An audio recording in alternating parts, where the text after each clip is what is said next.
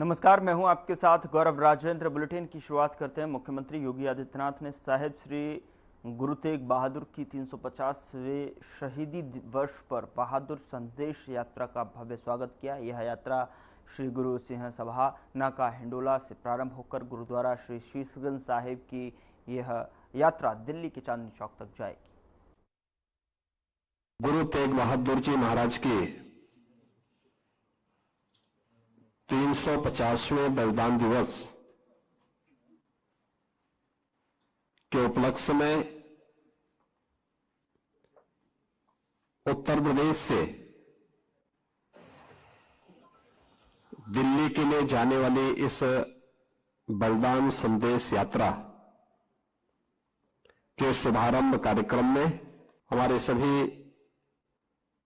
यहां पर उपस्थित बंधुगण, बहनों और भाइयों, मैं सबसे पहले आप सबका मुख्यमंत्री आवास पर उत्तर प्रदेश सरकार और उत्तर प्रदेश वासियों की ओर से हृदय से स्वागत करता हूं। आप सभी का अभिनंदन करता हूं। आपकी ये यात्रा गुरु तेग बहादुर जी महाराज के बलिदान की स्मृति को जीवंत बनाए रखने, आने वाली पीढ़ी को और वर्तमान पीढ़ी के लिए एक नई प्रेरणा है और इसलिए बलिदान संदेश यात्रा पूरे देश के अंदर गुरु तेग बहादुर जी महाराज की 350वें शहीदी दिवस कार्यक्रम के बारे में एक नया उत्साह, एक नया उमंग है। देश भर में बड़े बड़े आयोजन होने हैं। उत्तर प्रदेश में भी हमारी कमेटी इसके लिए कार्य कर रही है और 350वें शहीदी दिवस कार्यक्रम का पहला कार्यक्रम आज उत्तर प्रदेश की राजधानी लखनऊ से दिल्ली के उस ऐतिहासिक गुरुद्वारे के लिए प्रस्थान करने जा रही है, जहां पर सनातन धर्म की रक्षा के लिए गुरु तेग बहादुर जी महाराज ने अपना शहादत दिया था। यानी 350 वर्षों के इस पूरे इतिहास को एक जीवंतता प्रदान कर रहे हैं इस यात्रा के माध्यम से, इन कार्यक्रमों के माध्यम से। कैसा कालखंड रहा होगा जब उस समय औरंगजेब जैसा क्रूर और बर्बर शासक रहा हो और उस समय सनातन धर्म पर हो रहे हमलों को ध्यान में रख करके एक समय में हर जगह से अत्याचार के समाचार आते थे। औरंगजेब ने तो एक संदेश ही, एक इस प्रकार का एक उसका उद्देश्य ही था, किसी प्रकार से तिलक और जनेऊ को समाप्त करके सनातन धर्म को हमेशा के लिए समाप्त करो। इस्लामीकरण के जिस बड़े अभियान को लेकर के आगे बढ़ा था, उसमें सबसे पहले चुनौती उसको किसी ने दी थी? गुरु तेग बहादुर जी महाराज ने दी।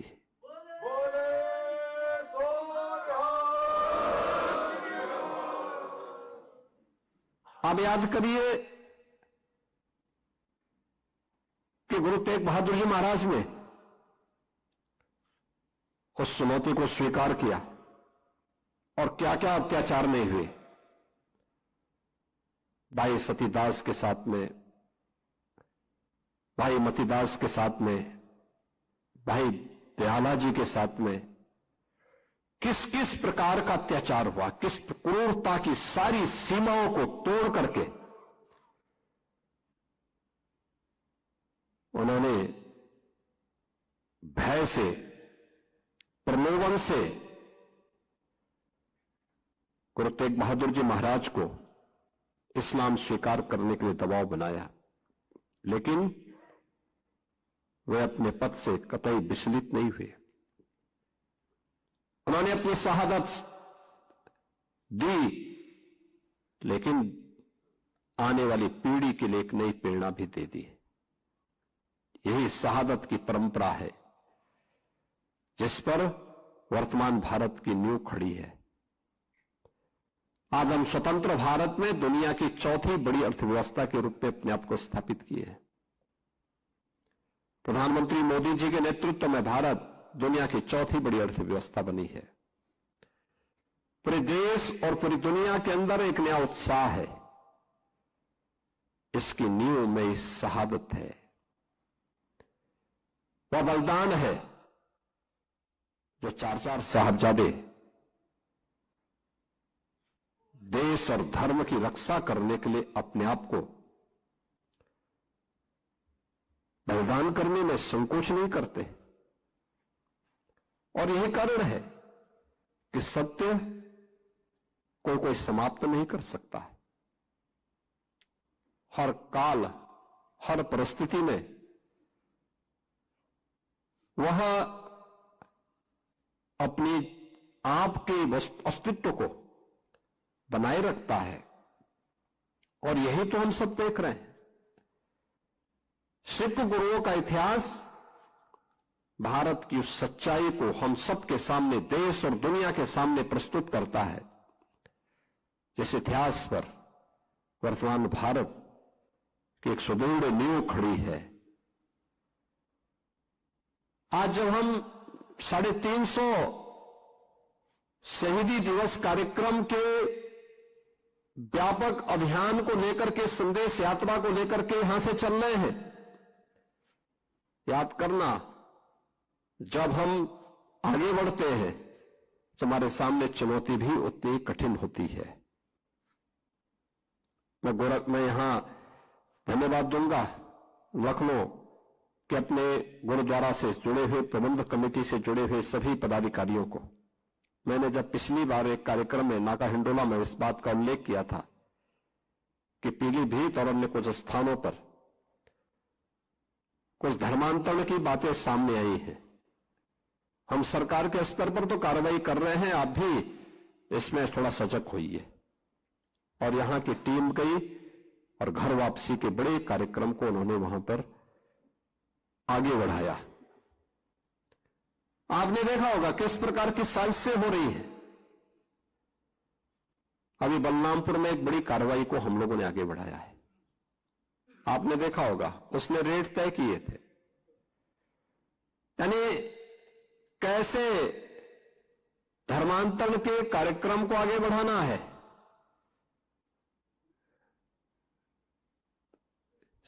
हिंदुओं में, ब्राह्मण में, क्षत्रिय में, सिखों में, अन्य ओबीसी जातियों में, अनुसूचित जाति जनजाति के लोगों को कैसे धर्मांतरित करना, सबके रेट उसने तय किए हुए थे। विदेशों से उसमें धनराशि आ रही थी। आप सोचिए 100 करोड़ से अधिक का ट्रांजैक्शन अब तक उसके 40 खातों में प्राप्त हुआ है और लगातार उस अभियान को आगे बढ़ाने का कार्य कर रहा था। लोग इस रूप में देश का स्वरूप बिगाड़ने का काम कर रहे हैं। परिस्थितियां बदली हैं, उद्देश्य उनका वही है जो उस समय था। हां, काम का तरीका उन्होंने बदला है। और यह आयोजन हम सबको इस बात के लिए प्रेरणा दे रहा है कि जिस उद्देश्य से सिख गुरुओं ने अपना त्याग और बलिदान दिया था, सिख वीरों ने अपना बलिदान दिया था, अपनी शहादत दी थी, आज वर्तमान पीढ़ी को उस शहादत की परंपरा को फिर से वर्तमान परिप्रेक्ष्य में जीवंत बनाए रखने के लिए एक नई रणनीति के तहत कार्य करने की आवश्यकता है। याद करना, हिंदू और सिखों के बीच में फूट डालने के प्रयास तो तमाम लोग करेंगे, लेकिन जो हमारे स्वयं के बीच में हम सबको तोड़ने की, कमजोर करने की साजिशें हो रही हैं। इससे कौन बचाएगा? और हमें इसके प्रति सतर्क होना पड़ेगा। हम सब आभारी हैं उत्तर प्रदेश के अपने सभी सिख नेतृत्व का, और मैं तो धन्यवाद दूंगा दिल्ली गुरुद्वारा प्रबंध कमेटी के अपने सभी पदाधिकारियों का भी। उत्तर प्रदेश के हर कार्यक्रम में उनका बहुत सकारात्मक योगदान प्राप्त होता है, और उत्तर प्रदेश के हमारे ये पूरी टीम एक भाव के साथ मिलकर के कार्य करती है। और यहां पे जब भी कोई आवाज हम सामूहिक रूप से आगे लेकर के चलते हैं तो एक राष्ट्रीय आवाज बनती है, और वो सफल भी होती है।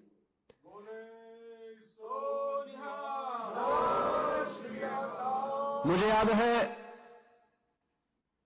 गुरु नानक देव जी महाराज की 550वें प्रकाश पर्व के अवसर पर यहां पर कीर्तन का कार्यक्रम आगे बढ़ा। इसके उपरांत तो अनेक ऐसे कार्यक्रम हुए। बाल दिवस का कार्यक्रम हम लोगों ने जब कोविड कालखंड में प्रारंभ किया तो वीर बाल दिवस का आयोजन 26-27 दिसंबर के अवसर पर करते हुए यहां पर आवाज उठी थी कि राष्ट्रीय स्तर पर हो, और हम आभारी हैं प्रधानमंत्री मोदी जी के। उन्होंने 26 दिसंबर की तिथि को वीर बाल दिवस के रूप में अखिल भारतीय स्तर पर इस आयोजन को आयोजित करने का निर्णय लिया, और अब यह एक अपने आप में राष्ट्रीय आयोजन बन गया है।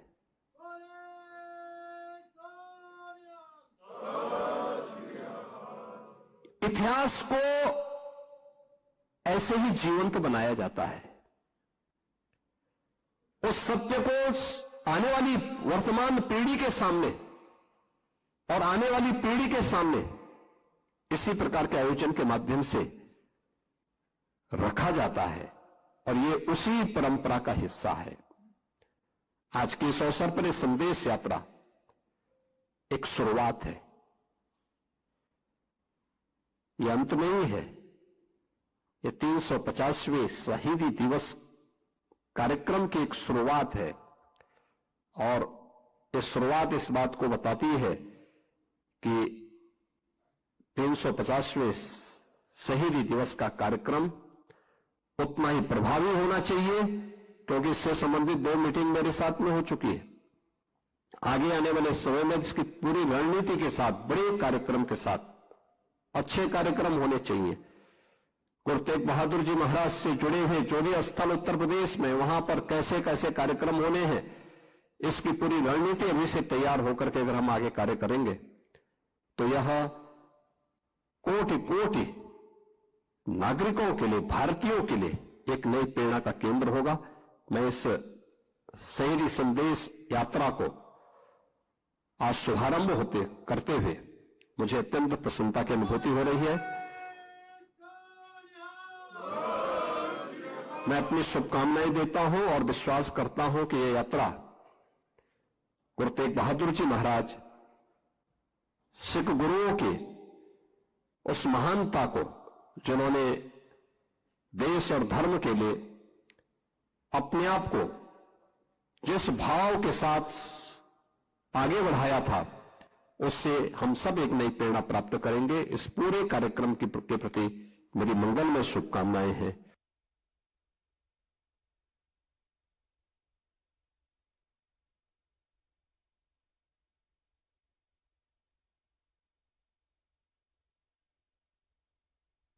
यहाँ रुक रहे हैं एक छोटे से ब्रेक के लिए। ब्रेक के उस पार खबरों का सिलसिला लगातार जारी है।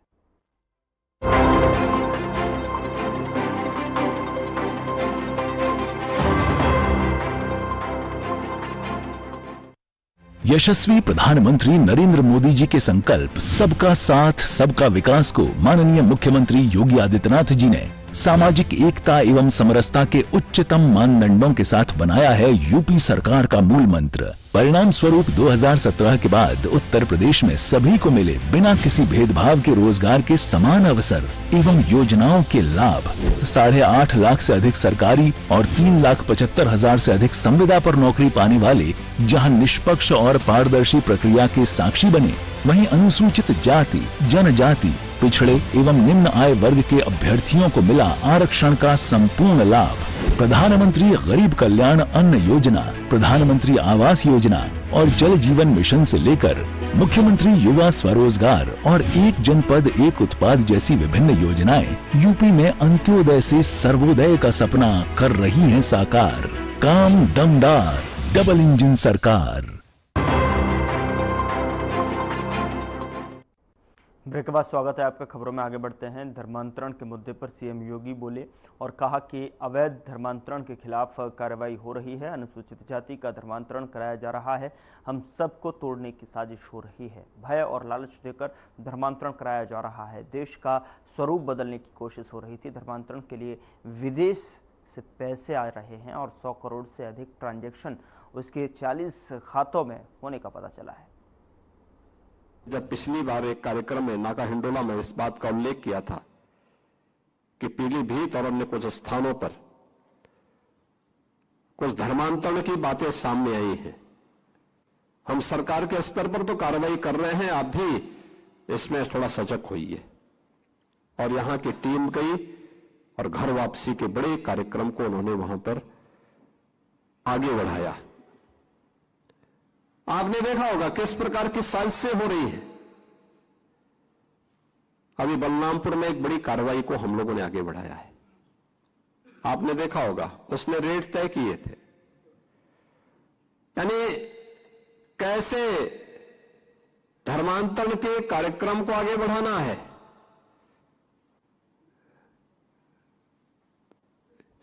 हिंदुओं में, ब्राह्मण में, क्षत्रिय में, सिखों में, अन्य ओबीसी जातियों में, अनुसूचित जाति जनजाति के लोगों को कैसे धर्मांतरित करना, सबके रेट उसने तय किए हुए थे। विदेशों से उसमें धनराशि आ रही थी। आप सोचिए 100 करोड़ से अधिक का ट्रांजैक्शन अब तक उसके 40 खातों में प्राप्त हुआ है और लगातार उस अभियान को आगे बढ़ाने का कार्य कर रहा था। एक लोग इस रूप में देश का स्वरूप बिगाड़ने का काम कर रहे हैं। परिस्थितियां बदली हैं। उद्देश्य उनका वही है जो उस समय था। हां, काम का तरीका उन्होंने बदला है। और यह आयोजन हम सबको इस बात के लिए प्रेरणा दे रहा है कि जिस उद्देश्य से सिख गुरुओं ने अपना त्याग और बलिदान दिया था, सिख वीरों ने अपना बलिदान दिया था, अपनी शहादत दी थी, आज वर्तमान पीढ़ी को उस शहादत की परंपरा को फिर से वर्तमान परिप्रेक्ष्य में जीवंत बनाए रखने के लिए एक नई रणनीति के तहत कार्य करने की आवश्यकता है। मुख्यमंत्री भारत में पशु नस्ल विकास का शुभारंभ किया। अन्नदाता किसानों की आमदनी को बढ़ाने के लिए क्या कुछ हो सकता है, तकनीक का उपयोग करते हुए हम उसके जीवन में कैसे समृद्धि का मार्ग प्रशस्त कर सकते हैं। जो प्रधानमंत्री मोदी जी के विकसित भारत और आत्मनिर्भर भारत के सपने को साकार कर सके, इस महत्वपूर्ण कार्यशाला के लिए मैं हृदय से आभार व्यक्त करता हूं। मैं इस अवसर पर आप सभी का हृदय से स्वागत भी करता हूं कि मौसम की विपरीत परिस्थितियों के बावजूद आपने अन्नदाता किसान की समृद्धि से जुड़े हुए इस महत्वपूर्ण पक्ष को महत्व दिया है और आज यहां पर पधारे हैं। हम बचपन से इस बात को सुनते रहे हैं कि भारत एक कृषि प्रधान देश है। स्वाभाविक रूप से अन्नदाता किसान की खुशहाली और उसकी समृद्धि के बगैर देश में खुशहाली नहीं आ सकती, देश में समृद्धि नहीं आ सकती। भारत जैसे देश में कृषि और पशुधन एक दूसरे से जुड़े रहे हैं, एक दूसरे से अलग नहीं है। जो भी अन्नदाता किसान होगा उसके घर में पशुधन जरूर होगा, और जो पशुपालक है वह खेती बाड़ी के साथ भी अवश्य जुड़ा होगा। इनका आपसी इस संबंध को ध्यान में रखते हुए अन्नदाता किसान की समृद्धि और खुशहाली के लिए पिछले 11 वर्ष के अंदर प्रधानमंत्री मोदी जी के नेतृत्व में जो कदम उठाए गए हैं वो अत्यंत महत्वपूर्ण और सराहनीय है। और प्रधानमंत्री जी की प्रेरणा से देश की सबसे बड़ी आबादी के राज्य उत्तर प्रदेश में हम लोगों ने इस क्षेत्र में जो महत्वपूर्ण कदम बढ़ाए हैं, आज उसी का परिणाम है कि डबल इंजन सरकार की ऊर्जा का लाभ उत्तर प्रदेश ने लिया है और आज उत्तर प्रदेश दुग्ध उत्पादन में देश के अंदर नंबर 1 स्थान पर आया है। चुनौती हमारे सामने है।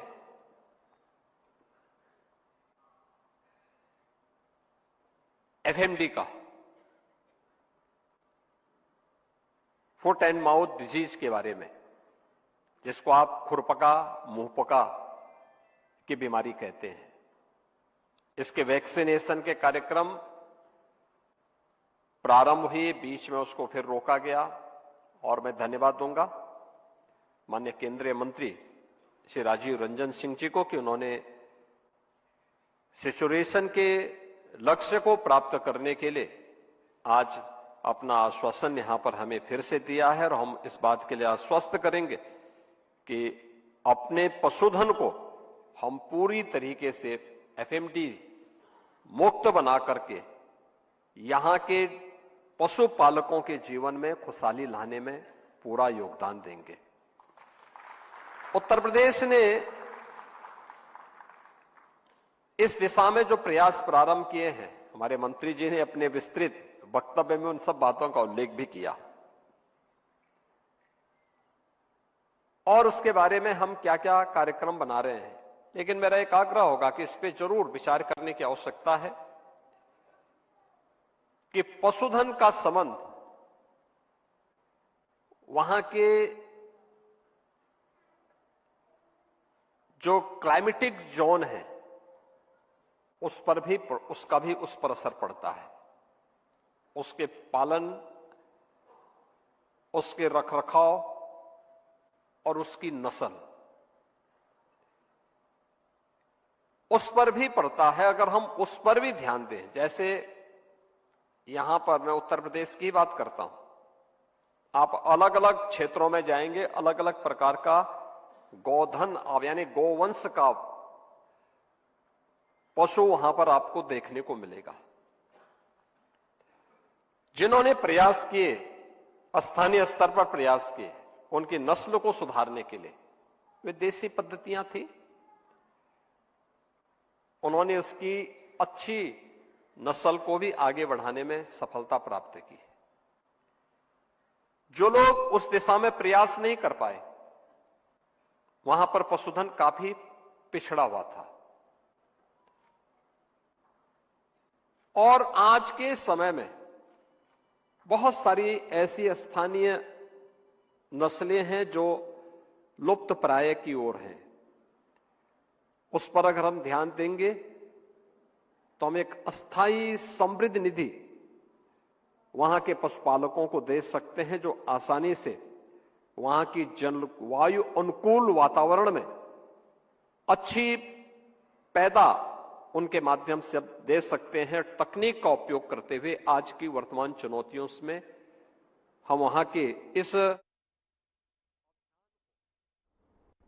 फिलहाल बुलेटिन में इतना ही। नमस्कार।